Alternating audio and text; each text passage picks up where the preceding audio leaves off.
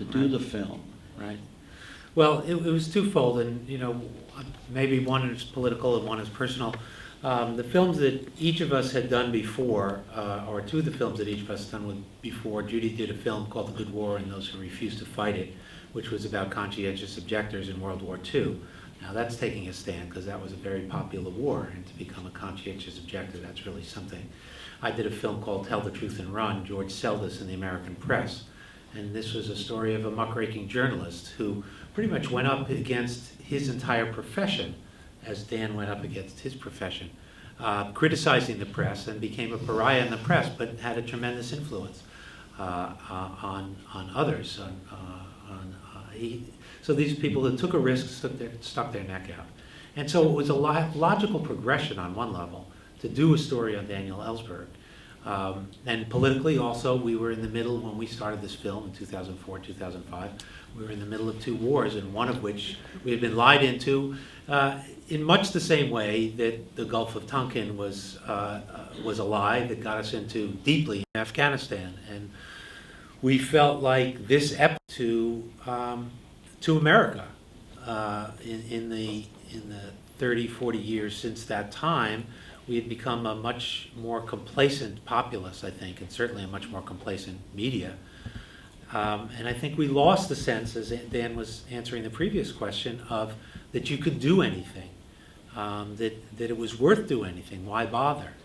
So this episode, spoke to the political times. But more than that, as a filmmaker, as a storyteller, as a dramatist, if you will, it had the elements that one wants in a great drama, which is a protagonist who starts in one place and ends up in another and goes through a change through a series of things that you can document in your story. I mean, we couldn't have written a story like this. It was there for the taking. And Dan not only went through a tremendous transformation, but it was over the biggest issues that you could imagine. Issues of war and peace and America's democracy and what was going to happen to all of us. So that he took action was very powerful, and that he took action on those issues was all the more powerful. So it really was a story that kind of reached out to both of us, I think, and said it really needs to be told, and we just felt like we needed to do his justice and not mess it up. I wanted to go back a little bit to that last question that Dan was saying about all the things that the chain of events. We didn't know going into this film. We knew the Dan Ellsberg story, and we were determined to get as many voices who were in the story. Notice we barely used any experts, quote unquote. Almost everybody who was in the film was there, and they came alive when they told the story. But what we didn't realize until we finished the editing, or maybe got deep into the editing, was how much those chain reactions happened. And Randy Keeler said in a bite that actually we didn't use in the film, which we could have, and you just can't use every good bite.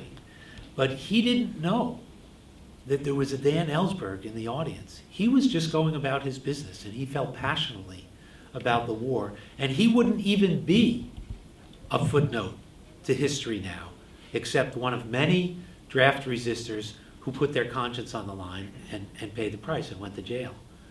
He wouldn't even be a footnote if Dan hadn't been in that room and had reacted the way he reacted. And then when Dan reacted that way, he put all these other people in positions who, Hedrick Smith, and Neil Sheehan, who's not in the film, and Jim Goodale, who was putting the ass of the New York Times on the line. He could have been wrong, and that could have been the end of the New York Times. Likewise, the people in the Washington Post. Tony Russo was asked to testify against Dan. He was put in a position, he could have testified him again, that wasn't in his nature. He ended up doing jail time, number one, and he ended up with an indictment that could have put him in jail for 35 years. So one after another, you do one thing. I'm really just echoing what Dan said, but I wanted you to know that through the filmmaking process, we didn't even know that was going to appear in front of us. And now you look at every one of those people up on screen, Patricia, who could have had a very quiet and long marriage with this man. But she knew it was going to be a sham of a marriage unless she said, yeah, Dan, you're right.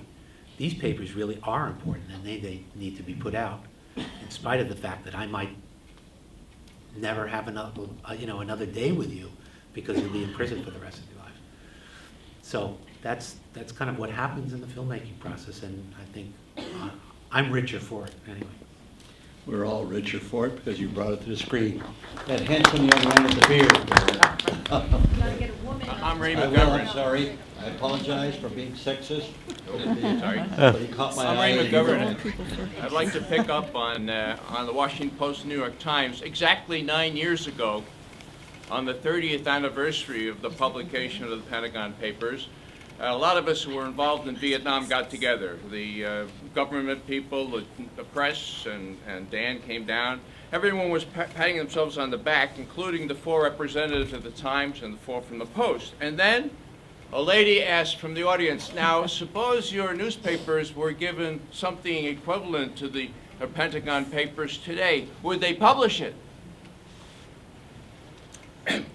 Rick Smith was the first to swallow hard and say, I don't know about today. And as I went down the line, people who still were employed at senior levels by the New York Times and the Washington Post, each of them said, nah, I don't think, I'm probably, no, no chance now, okay? That's the bad news, okay? And that's what obtains now. The good news is your documentary, which is going to win an Academy Award. Yeah. Which is going to be out there where the New York Times and Washington Post might have to mention it, and people will see it. And so I thank you from the bottom of my heart for putting it out there. Ray McGovern. This lady right here had a question. I'm sure he continues to refuse to pay federal taxes.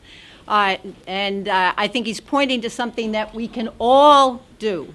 We all perhaps have a moral obligation, because when in my opinion, when the federal government comes and asks for money, you think mass murderer coming and asking for money, and we're paying for torture and war and on and on and on. So would you make a comment about what Randy's continuing to do and maybe what we all should be considering doing? He's standing in for us at the Kendall Square Theater in Boston, doing what we're doing up here. He's appearing up there, and we'll join him tomorrow night. And you've been a little bit more in touch with Randy? Yeah, we're going to be there tomorrow night in Boston, and Randy has agreed to stay and be with us in Boston. But he's very involved now in a fight against the renewal of the contract to a nuclear power plant within 20 miles of him. Somebody was crazy to think of reopening a nuclear power plant 20 miles away from Randy Keeler. So, so he's busy at that, and as usual.